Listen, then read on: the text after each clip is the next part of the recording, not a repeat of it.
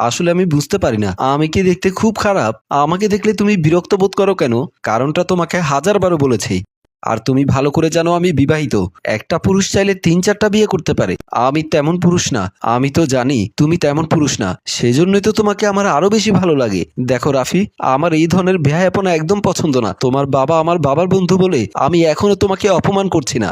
অপমান না হতে চাইলে এক্ষুনি আমার অফিস থেকে বের হয়ে যাও। তোমাকে যেমন ভালো লাগে ঠিক তেমনি তোমার কাছে অপমানিত হতে আমার ভালো লাগে। করো, অপমান করো। তুমি কেন বুঝতে চাইছো না? আমি আমার স্ত্রীকে আমার জীবনের চেয়েও বেশি ভালোবাসি। আমার এই বুকে আমি আর কারো স্থান দিতে পারি না। আমাকে তোমার স্ত্রীর পাশে একটু স্থান দাও। বুকের ডান কিংবা বাম পাশে, যে কোনো পাশে আমাকে রাখতে পারো। তোমার স্থান আমার বুকে না, তোমার স্থান হওয়া উচিত পাবনা পাগলা গারদে। বলেই আরিফ রাগান্বিত হয়ে নিজের অফিস কক্ষ থেকেই বের হয়ে গেল।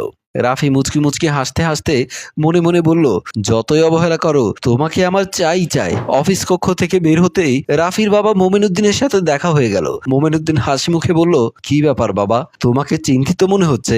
মোমিনুদ্দিন আরিফের বাবার বন্ধু, অন্যদিকে তাদের অফিসের ম্যানেজার। আরিফের বাবা মারা যাওয়ার পর আরিফ তাদের কোম্পানি দেখাশোনা করছে। মোমিনুদ্দিনকে খুব সম্মান করে আরিফ, কিন্তু আজ কিছুটা বিরক্ত হয়ে বলল, আঙ্কেল, আমার এই অফিসে আপনি ম্যানেজার পোস্টে চাকরি করেন, আপনার মেয়ে কিন্তু কোনো পোস্টে চাকরি করে না। তাই আমার অফিসে আগামীকাল থেকে আপনার মেয়ে যেন না আসে।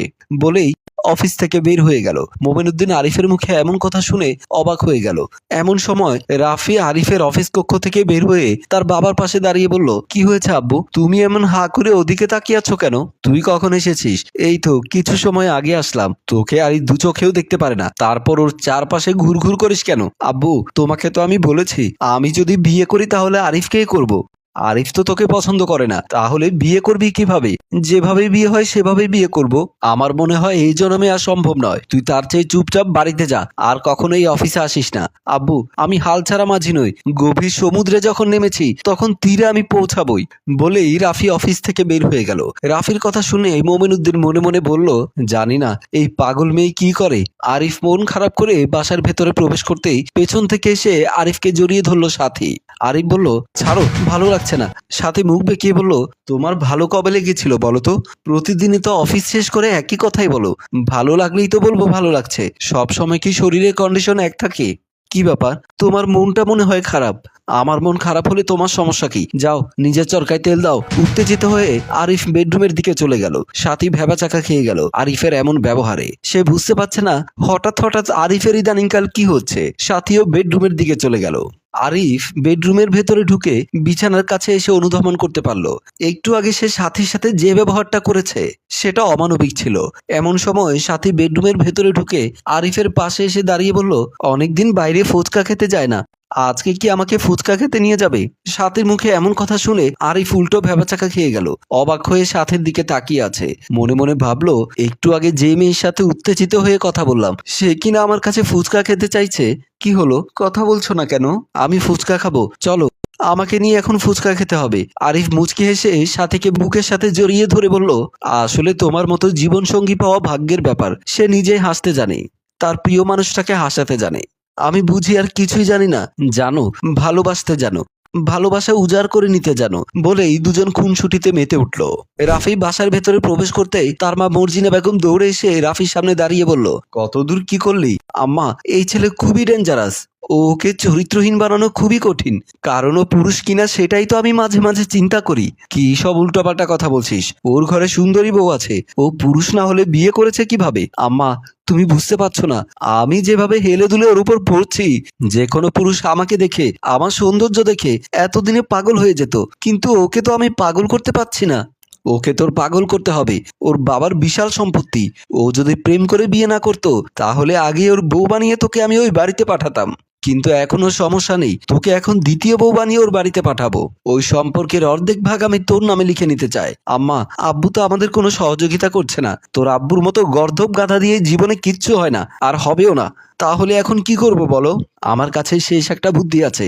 আমার এই বুদ্ধি মতো যদি কাজ করতে পারিস তাহলে সাকসেস হওয়া খুব ইজি। কি বুদ্ধি আম্মা? এই বুদ্ধি প্রয়োগ করতে হলে তোর আব্বুকে বলির পাঠা বানাতে হবে। মানে তুমি কি বলছো এসব? কানটা মুখের সামনে এগিয়ে দে, দেয়ালেরও কান আছে, যা বলার তোর কানে কানে বলছি। তারপর মা মেয়ে দুজনে ফিস ফিস করতে লাগলো। পরের দিন সকালবেলা আরিফ অফিসের উদ্দেশ্যে বের হলেও ড্রয়িং রুমে বসে আছে।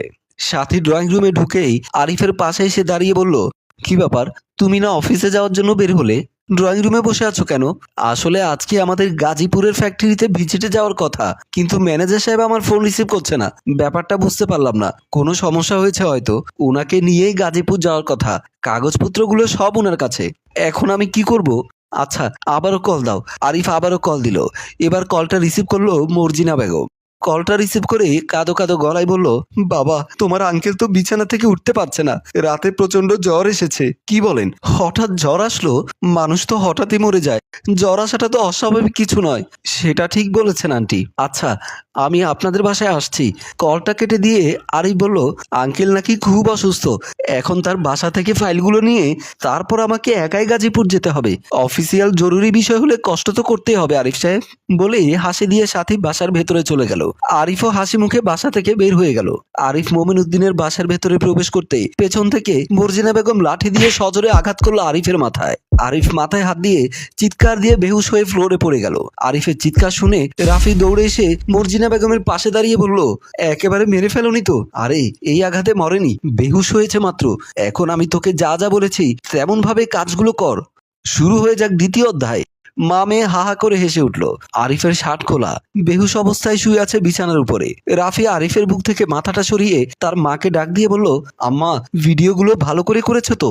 একেবারে 4K ভিডিও। এই দেখ দেখ, তোর আরিফের একান্ত মুহূর্তের ভিডিও। মোবাইলে ভিডিওগুলো দেখে রাফি অবাক হয়ে তার মাকে বলল, আম্মা, তুমি তোমার বান্ধবীর মতো কাজ করেছো। আমার বান্ধবী যেমন প্রফেশনাল একজন ক্যামেরাম্যান, তুমিও তো দারুণ ক্যামেরাম্যান। এবার জমবে খেলা। এই ভিডিওগুলো এক্ষুনি আরিফের স্ত্রী সাথীর মোবাইলে পাঠিয়ে দেই। রাফি এক এক করে সব ভিডিও সাথীর হোয়াটসঅ্যাপ নাম্বারে পাঠাতে লাগলো। ড্রেসিং টেবিলের উপর থেকে মোবাইলে আসা মেসেজের শব্দ শুনে সাথী মোবাইলটা হাতে নিয়ে চেক করতে চমকে উঠলো। আরিফের বুকে অন্য একটা মেয়ে। এমন দৃশ্য দেখে সাথীর চোখের পানি ছলছল করছে। এমন সময় সাথীর মোবাইলে কল আসলো। কলটা রিসিভ করতেই অপর প্রান্ত থেকে রাফি বলল, আর কত সহ্য করবে? আমাকে বিয়ের আশ্বাস দিয়ে প্রতিদিন আপনার স্বামী আমার দেহটা ভোগ করে, কিন্তু বিয়ে করবে না। আমি আপনার স্বামীর বিচারের ভার আপনার হাতেই তুলে দিলাম। আপনি মেয়ে হয়ে আমার মতো একজন অসহায় মেয়ের সুবিচার অবশ্যই করবেন। সাথী বলল, আরিফ এখন কোথায় আছে? আমার বাসায় আছে। আপনার বাসার ঠিকানা দিন, আমি সরাসরি এসে আরিফের বিচার করতে চাই। ঠিক আছে, আসুন, আমি আপনাকে ঠিকানা দিচ্ছি। বলেই কলটা কেটে দিয়ে রাফি তার বাসার ঠিকানা লিখে দিল। সাথী ঠিকানাটা পড়ে সে চিনতে পারলো। সাথী ভাবনায় পড়ে গেল, এটা তো ম্যানেজারের বাসার ঠিকানা। তাহলে এই মেয়েটা কি রাফি, আমাদের ম্যানেজার মেয়ে? এই মেয়ের কথা কত রাতে আরিফ আমাকে বলেছে। আরিফকে বারবার এই মেয়ে ডিস্টার্ব করে, তার মানে কি একটু আগে ম্যানেজার বাসায় আরিফ গিয়েছে? হিসেব তো সব গরমিল লাগছে। ভাবতে ভাবতে সাথী বাসা থেকে বের হয়ে গেল। রাফির বাসার ভেতরে প্রবেশ করে সাথী ডানে বামে তাকাতেই রাফি দৌড়ে এসে সাথীর সামনে দাঁড়িয়ে কান্না করতে করতে বলল, আমি আপনার কাছে সুবিচার চাই। ও বারবার আমাকে আমার সরলতার সুযোগ নিয়ে শারীরিক সম্পর্ক করেছে। সাথী বলল, আরিফ কোথায়? আমার বেডরুমে ঘুমাচ্ছে, আমাকে আরিফের কাছে নিয়ে চলুন। রাফি সাথীকে নিয়ে তার বেডরুমের দিকে চলে গেল। আরিফের কেবল জ্ঞান ফিরেছে। মাথায় হাত নিয়ে দেখলো মাথা প্রচন্ড এখনো ব্যথা করছে। আস্তে আস্তে শোয়া থেকে উঠে বসলো। এমন সময় দেখলো সাথী ও রাফি রুমের ভেতরে প্রবেশ করছে। ডানে বামে তাকিয়ে বুঝতে পারলো এটা তার বেডরুম না। সাথী ও রাফি বিছানার কাছে আসলো। সাথী জানতে চাইলো, তুমি এই বিছানায় কেন? সাথী, আমিও তো বুঝতে পারছি না কে আমার মাথায় আঘাত করেছে, কে আমাকে এই বিছানায় নিয়ে এসেছে। সাথী বলল, তুমি কি সত্যিই কিছু জানো না? এই মেয়ে তো বলেছে তুমি প্রতিদিন ওদের বাসায় আসো, তুমি ওর সাথে শারীরিক সম্পর্ক করো। এটা সম্পূর্ণ মিথ্যে কথা।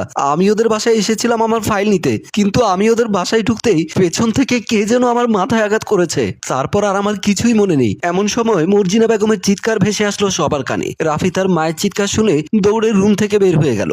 আরিফ বিছানা থেকে নিচে নেমে সাথী ও আরিফ দুজনেই দৌড়ে রুম থেকে বের হয়ে গেল। মর্জিনা বেগম রুমের ভেতর ঢুকতেই আরিফ ও সাথী দেখতে পেল মর্জিনা বেগম মমিন উদ্দিনকে জড়িয়ে ধরে হাউমাউ করে কান্না করছে।